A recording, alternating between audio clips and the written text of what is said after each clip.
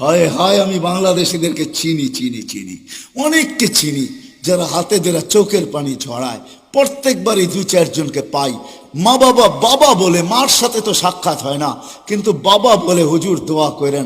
আমার জানা ছিল না যে বুড়া বয়সে আমার ছেলের ঘরে আমাকে চাকর হইতে হবে, আমি জানি না। আমার জানা ছিল না, যদিও আমার কাছে গ্রিন কার্ড, যদিও আমার কাছে আমেরিকান পাসপোর্ট, কেননা দুইজনেই জব করে, এদের বাচ্চাগুলাকে দেখবে কে? তো দেখবে কে?